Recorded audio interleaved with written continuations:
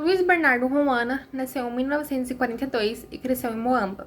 Aos 17 anos, foi para a capital estudar jornalismo e aos 22 tornou-se membro da Frente de Libertação de Moçambique. Devido à militância, foi preso em 1964 e permaneceu 3 anos na prisão. A primeira edição de Nós Matamos o Cão Tinhoso foi publicada no país nesse mesmo ano. Em 1969, em plena guerra pela independência, a obra foi traduzida para o inglês com o título e conquistou o reconhecimento internacional, sendo publicada em vários outros idiomas e países. Depois da independência de Moçambique, no dia 25 de junho de 1975, o escritor foi nomeado diretor de gabinete do presidente Samora Machel e participou ativamente da vida política do país, sendo nomeado ministro da Cultura de Moçambique em 1986. Atualmente é diretor executivo da Fundação para a Conservação da Biodiversidade. Em 2017, lançou um livro de ensaios e crônicas de temática cultural e política, A Velha Casa de Madeira e Zinco. O livro Nós Matamos o Cão Tinhoso é o único livro de ficção de Luiz Bernardo Roana. Nós Matamos o Cão Tinhoso foi lançado em 1964 e nessa mesma data estava ocorrendo a luta do país de Moçambique pela sua independência e essa guerra ela durou 10 anos juntamente com a opressão colonial portuguesa. A literatura moçambicana ela passa por 5 períodos e a publicação de Nós Matamos o Cão Tinhoso se encaixa exatamente no 4º período, que é o momento de 1964 até 1975. Os livros dessa época possuíam uma característica muito marcante, que é a presença de política, já que nesse período estavam ocorrendo muitos movimentos literários e culturais que abordavam principalmente a luta armada que o país estava enfrentando para conquistar a sua independência.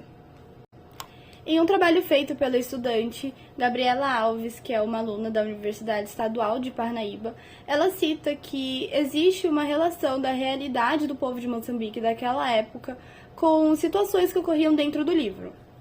Nós Matamos o Cão Tinhoso é composto por 7 contos que, de maneira geral, recriam a realidade dos trabalhadores que foram colonizados e as famílias que moravam em Moçambique. Os contos enfatizam a presença da violência simbólica material, do racismo e de outros tipos de injustiça que a população pobre era submetida.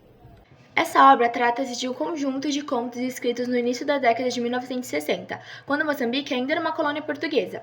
São 7 histórias intensas, pois o livro aborda assuntos como estupro, fome, opressão branca, colonialismo, assimilação, apropriação, armas, pobreza e entre outros. O livro faz parte de uma literatura moçambicana, onde o autor tenta trazer para o leitor a realidade das pessoas durante o colonialismo português em Moçambique e em diversas outras regiões da África. O livro traz sentimentos à flor da pele devido ao envolvimento de crianças e ao extremo detalhe dado às cenas. O primeiro conto, Nós Matamos o Cão Tinhoso, já mostra crianças sendo obrigadas, de certa forma, a matar um cão por ele não ser bem visto entre as pessoas, por ser um cão sujo, um cão que dava medo e que ninguém gostava.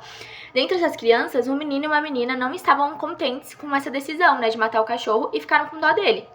Mas mesmo assim, o animal veio a falecer.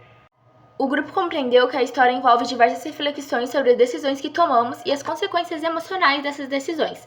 O conto demonstra que as decisões éticas nem sempre são claras o suficiente e que o peso psicológico das nossas escolhas podem ser profundo e duradouro. Já que a narrativa da história ela explora os danos emocionais que ficaram depois do ocorrido com o Cão Tinhoso e como cada pessoa lidou, cada personagem no caso, lidou com as escolhas que tomaram. Falando um pouquinho sobre a fortuna crítica, o grupo escolheu contar um pouco sobre a opinião da estudiosa Kelly Cristina Pacheco, da UEPG. Nessa fortuna, a Kelly faz uma espécie de comparação entre 3 livros, sendo eles Secas, de Graciliano Ramos, Nós Matamos o Cão Tinhoso, de Luiz Bernardo Roana, e Bandeira Preta, de Branquinho da Fonseca. Vão ser citados apenas alguns pontos principais sobre a obra que está sendo estudada. Ela começa dizendo que essa obra pode ser considerada tanto um romance quanto um conto, porém, há uma maior autonomia nos capítulos de forma mais radical em Nós Matamos o Cão Tinhoso, notadamente por apresentar distintas personagens. Porém, essa obra ela possui um plano de fundo de violência colonial. A Kelly também diz que, dentre os 3 livros comparados, Nós Matamos o Cão Tinhoso é o que aparenta expor mais as situações violentas, porque apresenta uma degradação do ser humano que é ainda maior do que nas outras obras. Já no aspecto de linguagem, as narrativas de Roana se aproximam muito de Vidas Secas, uma vez em que, nas 2 obras, há presença de repetição de palavras. O livro ele não apresenta narrativas da cultura oral, mas apenas mesclas de palavras próprias da oralidade, que reforça a multiplicidade de grupos etnolinguísticos presentes em Moçambique e expressa o quanto as personagens dominadas também são marginalizadas, não só pela sua cor, da pele ou por sua classe social, mas também por não dominarem a língua portuguesa, instrumento do progresso, expressão da soberania nacional e, tragicamente, uma língua minoritária em Moçambique, como afirma o próprio autor. Em Nós Matamos o Cão Tinhoso, no conto homônimo que abre o livro, também dá relação mais evidente com vidas secas. A presença de um cão em contexto de violência, temos a imagem recorrente do cão tinhoso, a olhar cheio de feridas, tal como o muçulmano, o intestemunhável, conceituado por Agamben, nos fazendo pensar sobre o estável valor da vida, sobre a banalização do mal.